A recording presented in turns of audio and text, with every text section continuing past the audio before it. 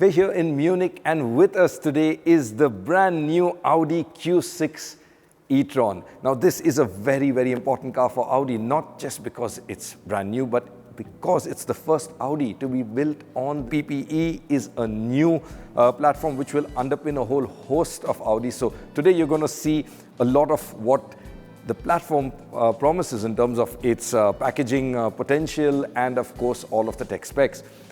Also, it's important because inside we've got a completely new infotainment system, the electronics system. In fact, this is the new E&E architecture, the electrical and electronics architecture. It's the version that Audi calls the E3 1.2. Brand new, a lot of new tech in there, including some clever AI tricks, which we're going to show you as well. And it's also important because it's headed to India by the end of this year is when Audi says we should see it in our show. So let's get straight to it.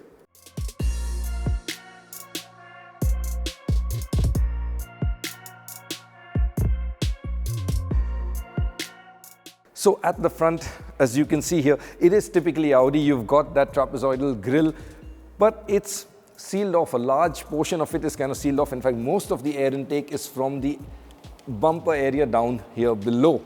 Headlights, you've got the headlights down here, and this section up here is actually the DRLs, and they really look pretty cool. They've got about 8 different patterns that you can choose. So each Q6, well, some of them could look different from the other depending on what pattern you choose. Now at the side, typically I found Audis to be quite understated. It's a nice style if you like it. This one is somehow got that understated look, but it's got a lot of very strong elements too. And I don't know if you can pick that up on the camera, but for example, the doors, there's a lot of contouring here. Pretty deep, pretty prominent, so it's got a really nice effect. Very strong lines. In fact, the shoulder line here is really nice and prominent, and it forms an almost horizontal surface here. Audi calls this the Quattro blister, and it kind of gives the whole car this very purposeful, muscular stance. Looks pretty cool. And if you look at the whole profile of the car, it's got this really nice long bonnet area. Yeah, this is a electric only platform, but Audi have given it that typical kind of familiar stance that we're used to. So you've got the long bonnet area there, and the entire cabin area really nicely, smoothly flows onward to the back. And in my opinion, looks pretty cool. But what do you think? Let us know in the comments, of course, down below. So over here at the rear, the highlight is, well, the lights.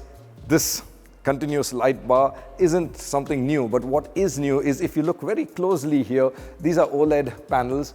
You'll see there's an animation to them. They're just constantly doing something there. Now, this is not really a show piece, and not because we're in a studio as a demo. Audi says this is, in fact, possibly the world's first animated tail light sequence. So while the car is moving, yeah, this is what the animation will look like. Pretty clever. I don't know if it's a very smart thing or a very useful thing, but well, it is what it is. If you don't like it, you can choose between 8 different patterns. In fact, some of them are pretty cool, and they do have like a 3D element, 3D effect to them. So that's the cool new bit on the Audi lighting technology. It's the next generation of the OLED unit is what Audi tell us too. And that means if the Q6 detects roadwork signs ahead, the tail lights can even create small warning triangles to warn following cars. This also happens when you switch on the hazard lights. Now, down below, there's a diffuser here, and very often they are stylized diffusers. This one, Audi says, isn't. It's actually functional because this is an EV. Range is important, so managing the airflow is pretty critical, and that's what the diffuser helps over here, is to smoothen out the airflow for better range. Let's take a look inside the boot. This is 526 liters, and as you can see, pretty large and pretty handy. In fact, earlier I did try putting in some suitcases in here, and we could fit 3, a very large, medium, and your cabin bag. In fact, 4 would probably go in there, no problem at all. So that is the boot space on the Audi. There's also 64 liters of storage space under the front hood. Okay, so rear seat first. And I'm pretty happy to say that seating posture, the first thing I always look for in an EV is how natural do you sit, or do you sit with the knees up position. And as you can see, this isn't actually a very knees up position. In fact, it's quite natural. So job well done there on managing the battery under the floor and also the hip point. Space is pretty good as well. The seats are adjusted to my driving position and there's ample leg room. In fact, headroom is more than ample, and I'm quite happy to see this level of amount of headroom too. And I have to remind you, this is an all black interior car and it still does look pretty large. I'm sure with a lighter shade. In fact, Audi have options, about 4 different options in terms of upholstery. Some are really light. This whole area should look even bigger. In terms of features at the rear, we've got heated seats here, climate control and AC vents. The AC vents, they do operate in a very nice sort of fashion, but I have to say they look a little cheap. Not very impressed with this area as a whole, including the plastics here. But that's really the only thing that I could really find fault at the rear here. Of course, you have an armrest here and these pretty cool LED reading lamps up atop. So right, the new E&E architecture, what does that look like and translate to for a consumer in terms of hardware and software? Well, it's right here. The first thing, as you'll notice, is this new curved display. And like I said, remember, this is all going to come across Audi's range. So if you like it or don't like it, it's coming across all the models. Now, the curved display, it looks cool, but Audi says they also designed it and kept the curvature in mind so that even the outer edges of the screen are within your reach. You don't have to stretch. And I have to say, it's pretty spot on in terms of those ergonomics. Let's talk displays. Okay, so you've got 3 screens. This one here, the IP in front of me, is a 11.9 inch unit. This one's a 14.5 inch unit. And the third one for the passenger is a 10.9 inch screen as well. Now that screen can also play videos. So a passenger can watch a video and the driver can't see that video when that's playing. You will of course hear the audio because it will play through the car system. Perhaps a later version could include Bluetooth connectivity for headphones, but that's what it is right now. There's also an HUD here, and the HUD is a very large HUD and you can customize the displays if you want. So you've got navigation, speed and other kind of information that you can have thrown up there. Speaking of customization, of course, you can customize all of the displays right from your center panel here to the touchscreen as well. So you can choose what you want in these styles, and it's built on, in fact, the new electronic system is built on the Android car operating system. So obviously Android Auto works well, but Audi says Apple CarPlay 2 is really deeply integrated into the system as well, so works absolutely flawlessly. Okay, so coming to those clever little AI bits like I told you about. Now, one of the things is Audi says the AI will also be able to suggest certain things to you based on your navigation data and your patterns on your daily sort of routines that you do. It can also suggest things like if you were trying to adjust the temperature and it kind of guesses that you aren't satisfied or not cool enough, it would suggest saying, hey, why don't you try using the cool seats and things like that. There's also very clever voice commands now built in. So earlier you could ask it to lower a window. Now you can do this. Hey Audi. Yes.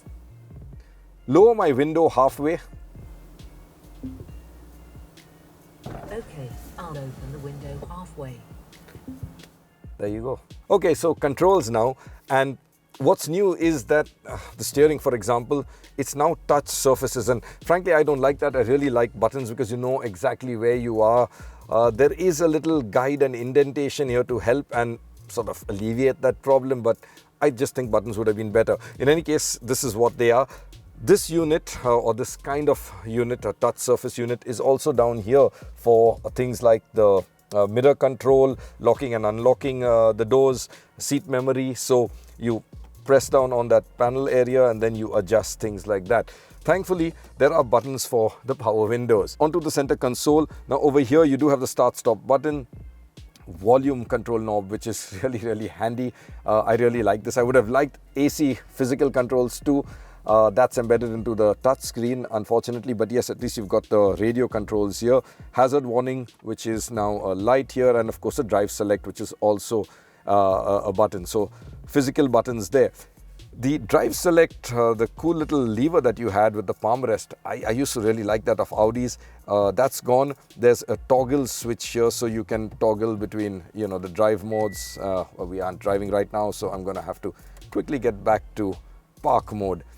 That's on the controls. But speaking about driving, we were able to drive this car, the prototype versions, very briefly out in the parking lot here. And so I can't tell you really too much about it, but yeah, as you'd expect, acceleration was quick. The handling through a few of the sort of slalom cones that we had, as you'd expect, again, electric cars, they feel very low down with the center of gravity. That felt really great too. But what really shone through was the brakes for me, because Audi says that the braking, as with every electric version, actually you do use the motors to brake and then the friction brakes come in. Audi says that 90% of the time you will be only using the motors to brake, and the friction brakes really come in very rarely, and when you want to bring the car to a complete halt. In most cars you can detect that sort of point when the friction brakes come in. This one I really couldn't on the brief drive. The blending was just really smooth, really perfect, and it felt really natural on the pedal. So the pedal feel was consistent whether you were on motor braking or motor braking and the hydraulic brakes. And Audi says it's because they're doing very clever bits with the blending. So they can use motor braking only on the rear motor, they can use it with the front and rear, or they can use it with only the rear and the friction brakes. So they have various combinations that they can blend the brakes with to give it that natural feel and that smooth controlled stop. Audi also says they've done a lot of work with the lighting inside the car, lighting and surfaces and textures and things like that. So this bit, as you can see here in this cloth material, is nice and soft touch, and it kind of wraps around onto the dashboard and onto the doors over there, gives you this wraparound feel, and with a contrast shade would actually look quite nice and kind of very premium. I really like the cloth ones, but you can have different materials here as well too. Lighting, like I said, of course you have your overhead lights here, cool little LED white units, and this one really cool little bit, which is this ambient lighting. It's not so much ambient, you can see it, it's pretty much there in your face, but it's got certain functions to it. So it can indicate charging, you know, while the car is charging. When you're locking the car, it can give you the go away function. And there's one particular thing I like, the hazard lights or the turn signal indicator. When you're using that, well, they double up there as well. So besides a small little arrow there, you get the turn signal indicator up there. So for all of those who drive with their turn signals on, you really can't miss this one. You have your audio, you have the ones here, and you have the lights on there as well.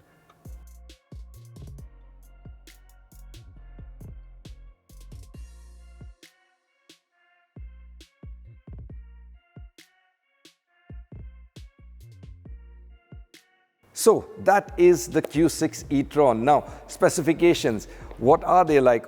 Audi says at launch they're going to offer two cars, both quattros, so four-wheel drive, a regular Q6 and an SQ6 version.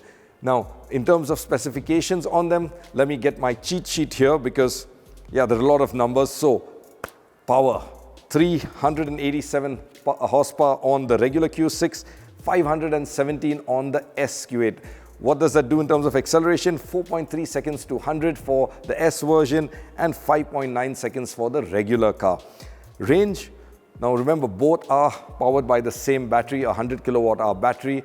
So range does differ. On the more powerful version, the SQ6, you have 598 kilometer range, WLTP cycle, and on the regular Q6, 625 kilometers.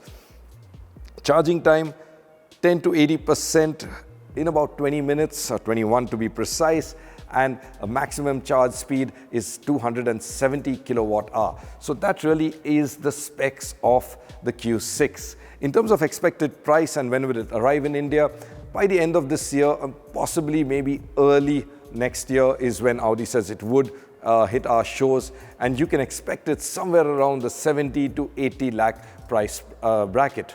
So what do you think about the Q6? Do you like what you see, and can you wait any longer for it to come? Are you excited about it, not excited about it? Tell us what you think down in the comments, and if you like this video, of course, give it a thumbs up and remember to share it to all your friends.